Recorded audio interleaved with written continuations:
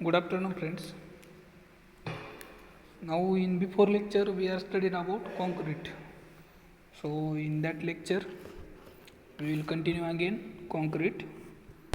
So, in previous lecture, we have seen necessity of supervision for concreting operation, and this lecture will be seen in processing or process diagram of concrete. So, what is the process of to make the concrete? So, firstly,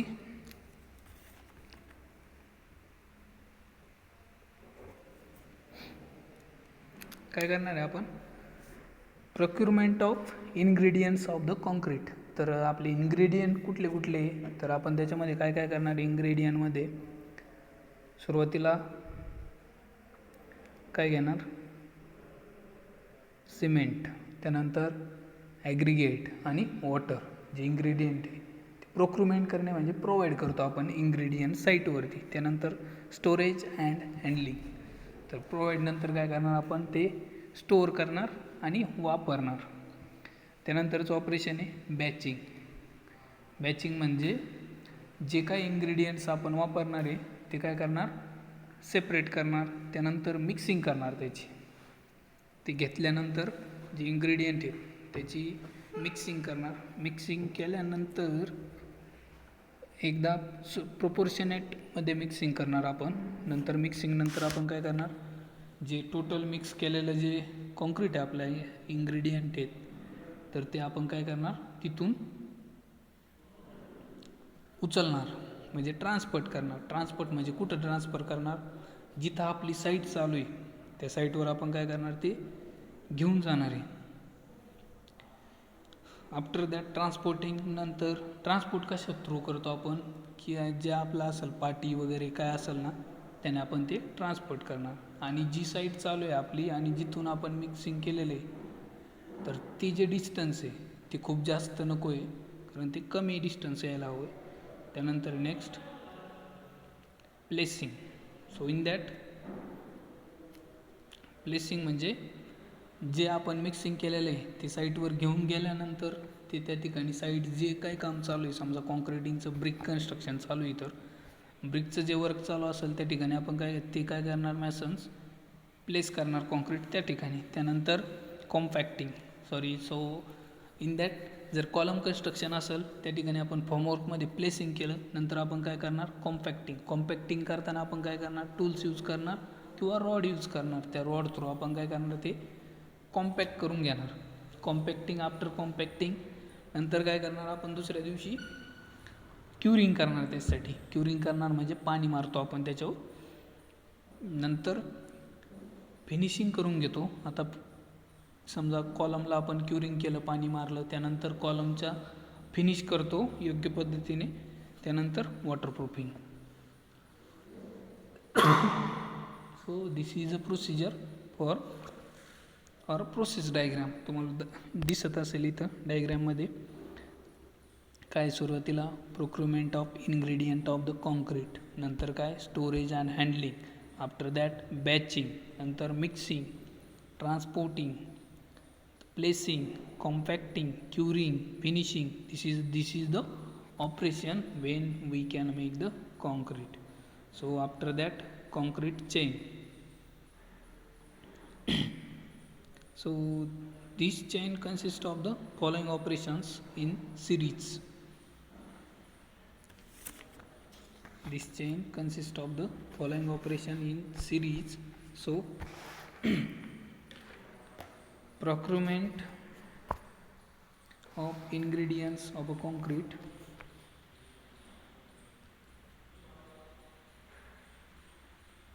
procurements of ingredients of a concrete is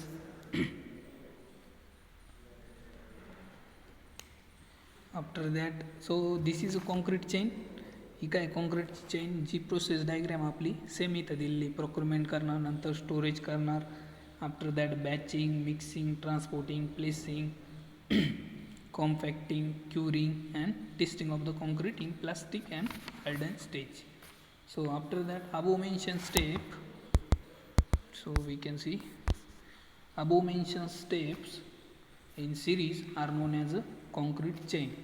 A site engineer must be having the full knowledge of these operations, and he must supervise the full procedure properly so that a good concrete can be produced at a minimum cost.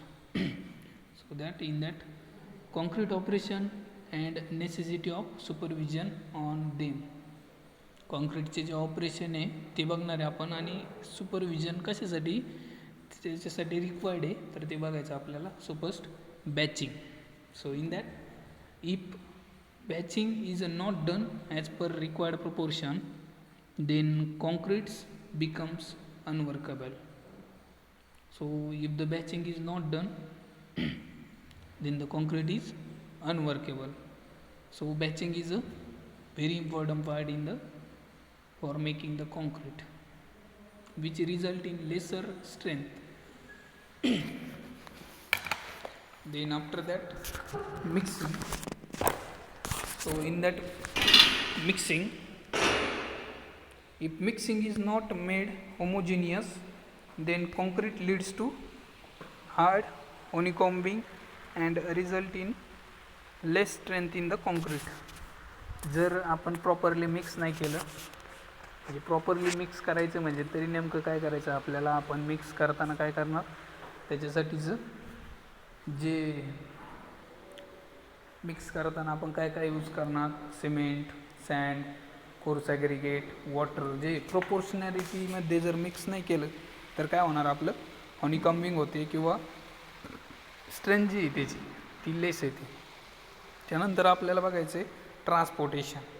During transportation of the concrete harden of mix in place, hence supervision is necessary. म्हणजे supervision का बरं necessary transport करताना, की जेव्हा जे labour असतील किंवा work जे करणार आहे ते काय करणार, सुरुवातीला मिक्सिंग करणार प्रॉपरली. मिक्सिंग झाल्यानंतर ते जे कॉन्क्रीट आहे ते हँडलिंग करताना ते काय करणार, उचलणार. त्यानंतर मध्ये जर त्याला लेट जर झालं तर ते कॉन्क्रीट काय होणार, हार्ड होणार. आणि जर हार्ड झालेलं कॉन्क्रीट असतं त्याची विकनेस येते त्याच्यामध्ये किंवा स्ट्रेंथ लेस होऊन जाते. म्हणून कॉन्क्रीटचं सुपरविजन रिक्वायर्ड आहे. After that placing. At the time of placing of concrete, wastage, blockage, segregation in the concrete mix. म्हणजे कॉन्क्रीट प्लेस करताना, प्लेस करणार म्हणजे आपण काय करणार, समजा कॉलमसाठी फॉर्मवर्क बनवलेलं आहे त्याच्यामध्ये आपण काय टाकणार, कॉन्क्रीट टाकणार. तर ते टाकताना आपलं काय सेग्रिगेशन फॉर्म होणार किंवा ब्लॉकेज होणार. म्हणून काय सुपरविजन त्यासाठी necessarily. After that compaction. So in compaction supervision on compaction of concrete should be necessarily honeycombing of a concrete which may reduce strength of concrete. In that जेव्हा आपण supervision करतो, so supervision करताना काय होतं, आपण योग्य पद्धतीने काय होतं त्याच्यासाठी निर्णय घेतो किंवा योग्य पद्धतीने जे वर्क चाललं आहे आपलं, जे ऑपरेशन करतो आहे आपण किंवा कुठल्याही प्रकारचं जर कन्स्ट्रक्शन करतो तर त्या ठिकाणी काय करणार आपण स्वतः लक्ष घालतो किंवा जो सुपरवायझर तो काय करणार, लक्ष घालतात. म्हणजे कॉम्पॅक्शन करतो म्हणजे काय करतो आपण, सुरुवातीला काय करणार, आपण जे समजा कॉलमसाठीचा जो बनवलेला आहे आपण फॉर्मवर्कमध्ये कॉन्क्रीट प्लेस केल्यानंतर ते एकदम नाही का मोकळं प्लेस होतं. तर मोकळं प्लेस झाल्यानंतर आपल्याला काय करायचं, त्याला रॉड घ्यायचा आहे. रॉडनं किंवा टॅम्पिंग जे कुठलं पण जे असेल टॅम्पिंग इन्स्ट्रुमेंट त्यानं काय करायचं, आपल्याला टॅम्प करायचे. तर टॅम्प केल्यानंतर काय होतं, ते भरून जातं किंवा आपण काय म्हणतो त्याला, ते प्रॉपरली मिक्स होतं आणि स्ट्रेंथ येते. जर आपण कॉम्पॅक्शन योग्य पद्धतीने जर नाही केलं तर काय होणार, कॉम्पॅक्शन त्यामुळं काय होणार, स्ट्रेंथ कमी होणार आणि हनीकॉम्बिंग फॉर्म होणार. हनीकॉम्बिंग म्हणजे ते प्लेस करताना जो त्याच्यामध्ये स्ट्रेंथ यायला पाहिजे होती ती स्ट्रेंथ येणार नाही. So after that curing is essential to gain desired strength and to ensure durable structure. Supervision is necessary to maintain continuous curing for it. तर आपण क्युरिंग का बरं करतो महत्त्वाचं म्हणजे कारण सिमेंट आणि वॉटर जे आहे त्याच्यामध्ये काय होतं रिॲक्शन होते आणि ती रिॲक्शन नंतर जेव्हा रिॲक्शन होईल त्यानंतर काय होतं त्याच्यामध्ये स्ट्रेंथ फॉर्म होते.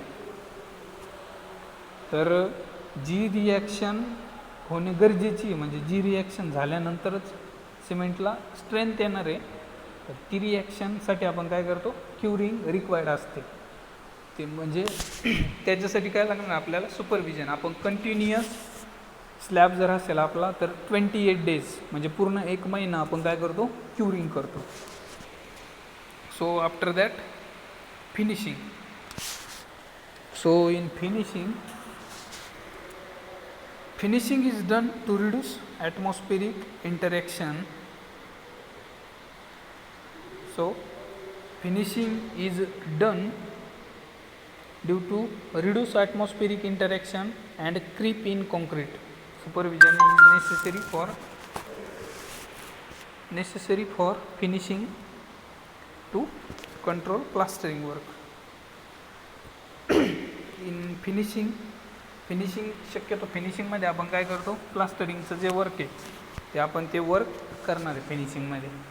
तर फिनिशिंग केल्यामुळं काय होतं ॲटमॉस्फेरिक इंटरॅक्शन जे तर त्या ॲटमॉस्फेरिक इंटरॅक्शन आणि क्रिक जे ॲक्शन असते ती कमी होते आणि जो लुक असेल आपला कन्स्ट्रक्शनचा तो सुद्धा लुक आपल्याला चांगल्या पद्धतीने दिसतो. त्यानंतर बघायचं आपल्याला ग्रेड्स ऑफ कॉन्क्रीट. सो आपण आत्ताच मागच्या लेक्चरला बघितलं ग्रेड्स ऑफ कॉन्क्रीट. सो त्या ग्रेड्समध्ये आपण काय काय पाहिलं कुठल्या पद्धतीचे ग्रेड आहेत तर ग्रेड जे आहे ते M5 to M25 पर्यंतचे grade. The concrete is generally graded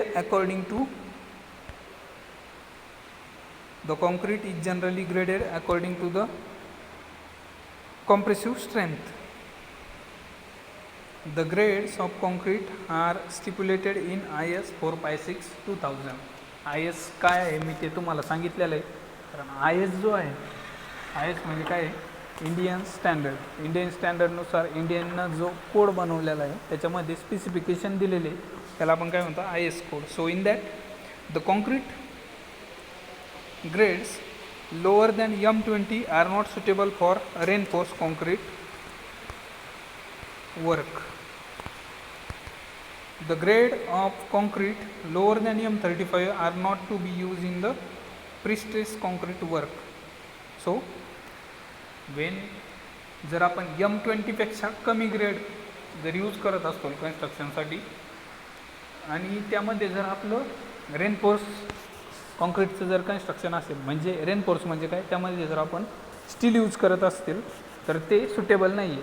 कारण जेव्हा आपण स्टील यूज करतो सपोज आपण एखाद्या बिल्डिंगचं कन्स्ट्रक्शन करतो आहे तर बिल्डिंगचं कन्स्ट्रक्शन करताना आपल्याला काय करायचं आहे बिल्डिंगमध्ये स्टील यूज करायचं. म्हणून स्टील यूज करताना आपण M20 आणि M20पेक्षा जास्त जो ग्रेड आहे M20 पासून पुढे M20 M25 हा जो ग्रेड आहे तो आपण काय करणार आहे यूज करणार आहे.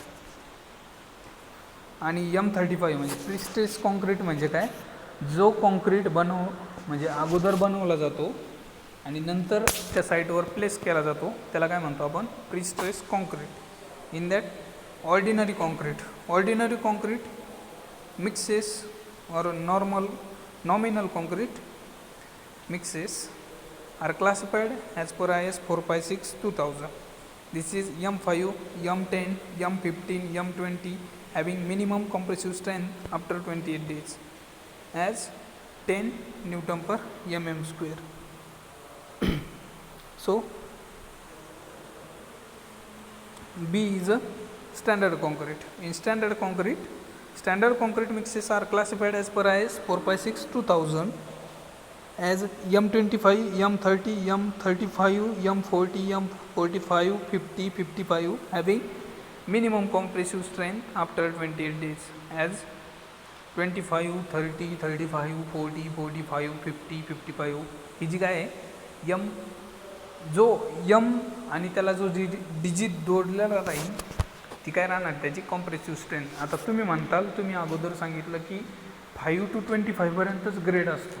तर तो ग्रेड कसा असतो, तो ISने स्पेसिफाय केलेला आहे. त्याच्यासाठी किती आपल्याला प्रोपोर्शन घ्यायचे. तर मी तुम्हाला सुरुवातीला सांगितलं की M15साठी आपण काय घेतो, 1:2, 2:4. पण तसं M30 किंवा M35 जर यूज करायचं असेल तर आपल्याला काय करायला लागतं, त्याच्यासाठी स्वतः डिझाईन करायला लागतं. आणि डिझाईन केल्यानंतर जो येईल त्याचं तो आपण यूज करणार आहे. त्यानंतर आहे high strength concrete. So these grades are classified as so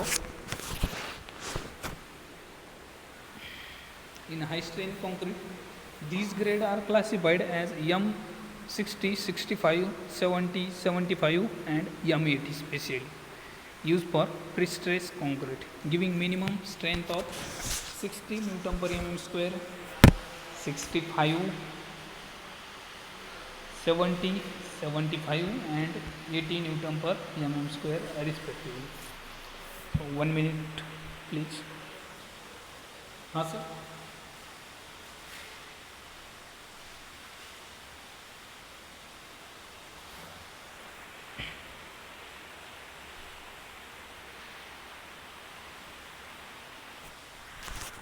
sorry then आपण काय बघणार, आपण आत्ताच पाहिलं ऑर्डिनरी, स्टँडर्ड आणि हाय स्ट्रेंथ कॉन्क्रीट. तर नंतर बघायचं आपल्याला grades of concrete as per IS 456/2000. तर याच्यामध्ये काय दिले तुम्हाला ग्रेड दिले. तर बघा M10साठी काय आहे 1:2, 3:6. तसंच M15साठी काय आहे 1:2, 2:4. त्याच्यानंतर M20साठी काय आहे 1:2, 1.5:3. आफ्टर दॅट M15साठी काय 1:2, 1:2. सो नंतर काय दिलं आहे स्टँडर्ड कॉन्क्रीट. तर स्टँडर्ड कॉन्क्रीटमध्ये M30 to M55 हे काय झालं स्टँडर्ड कॉन्क्रीट. आणि after that M60 to M65 हे काय झालं हाय स्ट्रेंथ कॉन्क्रीट. तर याच्यामध्ये काय दिली त्याची कॅरेक्टरिस्टिक स्ट्रेंथ दिलेली. तर सुरुवातीला आपण बघणार आहे minimum grades of concrete for different exposure condition. काय सांगितलं आहे minimum grades of concrete for different exposure condition according to the purpose for which concrete is use. Minimum grade of concrete is use. Minimum M10 grade is required for RCC. Minimum M30 grade is required for water retaining structure. What is mean by water retaining structure? Water retaining structure is the structure which can be used to retain the water for similar as dam, bandharas. This is the water retaining structure. And in seawater construction, minimum grade is M40 and above it are required for the pre-stressed concrete. Then after that, high strength and ultra strength concrete used for runways of airport, for atomic reactors, skyscraper, very high building, etc. So in high strength concrete, which is used as a runways of airports. So after that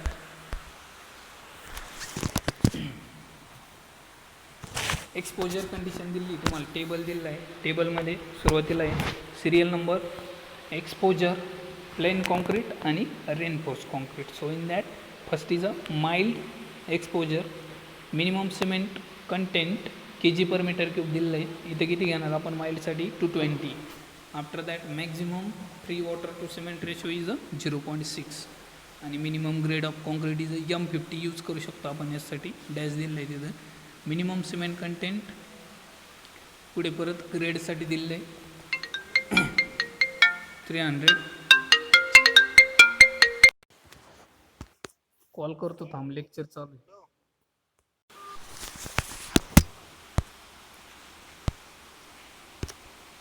sorry. So after that aeroplane mode. Maximum free water to cement ratio and minimum grade of concrete हा काय दिलेला आहे, table दिलेला आहे. त्याच्यानंतर आपल्याला बघायचं आहे concrete grade in C water construction. concrete grades in seawater construction. So in that, concrete in seawater or exposed directly along the sea coast shall be at least of M20 grade in the case of plain concrete and M30 in case of reinforced concrete. The use slag or pozzolana cement in advantages under such condition. So when we construct the construction in that आपण काय करणार, तिथं 2 grade use करू शकतो. एक म्हणजे M20 किंवा M30. जर आपण M20 जर यूज करत असोल तिथं, तर M20 साठी आपण काय करणार आहे की जो त्याच्यामध्ये रेनफोर्समेंट यूज नाही करणार आहे. त्यानंतर जर M30 जर यूज केला तर तिथं आपल्याला काय करायला लागणार आहे, रेनफोर्समेंट यूज करायला लागणार आहे. आल्सो त्या ठिकाणी आपण काय करणार आहे, पोझोलोना जे सिमेंट यूज करणार आहे ते कुठलं करणार आहे, slag or pozzolana. After that special attention shall be given to the design of the mix to obtain the densest pozzolana concrete, slag, broken bricks, soft sand, stone or other porous to weak aggregates not be used. As far as possible, preference shall be given to precast and unreinforced. So in that we can use in a special attention. So in sea construction तिथं काय करणार, आपण weak aggregate use नाही करू शकत. त्या weak ॲग्रिगेटवरचं आपण म्हणजे त्यानुसार काय यूज करणार, तिथं ज्या ब्रिक असतील आपल्या किंवा वेगवेगळे जे मटेरियल आहेत ते आपण काय करणार तिथे यूज करणार. So in that no construction joint shall be allowed with 600 mm below lower water level or 600 mm of the height of low planes of wave action. म्हणजे आपण काय करणार आहे, आपण 600 mm बिलो वॉटरमध्ये कन्स्ट्रक्शन करू शकत नाही. कारण 600 mm बिलो म्हणजे जवळपास ते अर्धा किलोमीटरपेक्षा जास्त होतं वॉटरच्या बिलो. मग त्यामुळे काय होतं, ज्या वेव आहेत, वेव म्हणजे ज्या लाटा येतात समुद्राच्या, त्या इम्पॅक्ट करतात कन्स्ट्रक्शनवरती. त्यामुळं कन्स्ट्रक्शन काय होऊ शकतं, फेल होऊ शकतं. म्हणून आपण काय करतो, ते यूज नाही करत. नेक्स्ट आहे where usually severe condition or abrasion are anticipated, such part of the shall be protected by bituminous or silico fluoride coating or stone facing bader bitumen. In reinforced concrete structure, care shall be taken to protect the reinforcement exposure to saline atmosphere during storage, fabrication and use. It may be by treating the surface of reinforcement with cement wash or suitable. So this can be the all the concrete grade used in the sea water. So after that, durability of the concrete. Durability. So the durability of concrete means, durability म्हणजे तरी काय, durability म्हणजे टिकाऊपणा. कॉन्क्रीटची durability आपण कशी check करतो त्यावरती taste घेतो आपण. टेस्ट पण बघणार आहोत. तर सुरुवातीला ड्युरेबिलिटीची डेफिनेशन बघू. So what is mean by durability. So in that first, the durability of the concrete, it is its ability to withstand the environmental condition to which it is exposed. It is necessary to emphasize durability in the design and construction of concrete structure. So this is durability. Main requirement of the durability. तर आपल्याला बघायचे requirement of the durability. त्याच्यामध्ये बघताना आपण first जे first बघतोय. So in that, first is an upper limit of water to cement ratio. म्हणजे आपल्याला काय करायचं आहे, मेन रिक्वायरमेंट काय आहे, upper limit of water to cement ratio. Limit जे आहे ते अप्पर ठेवायचं. त्यानंतर lower limit of the cement concrete. Cement आणि कॉन्क्रीटचं जे रेशो आहे त्याच्यामध्ये आपल्याला lower limit. After that third is a lower limit of the concrete cover to reinforcement. Then four is a good compaction. Compaction required आहे ड्युरेबिलिटीसाठी. After that last is a adequate curing. तर curing ही सुद्धा काय आहे, important आहे for durability. हे झालं आपलं second lecture on the concrete. आत्तापर्यंत पाहिलं आपण. तर आपण पुढच्या लेक्चरला पुढचा पार्ट बघू. तर आपल्याला पुढे बघायचं आहे. आत्तापर्यंत आपण ड्युरेबिलिटी पाहिली, वॉटर सिमेंट रेशो बघायचा आहे, तो इम्पॉर्टंट आहे. नंतर quality of water. After that hydration of cement आणि Duff Abrams water to cement ratio साठी जो लॉ आहे तो पण आपण बघणार. So thank you. बाकीचं पुढच्या लेक्चरला बघू.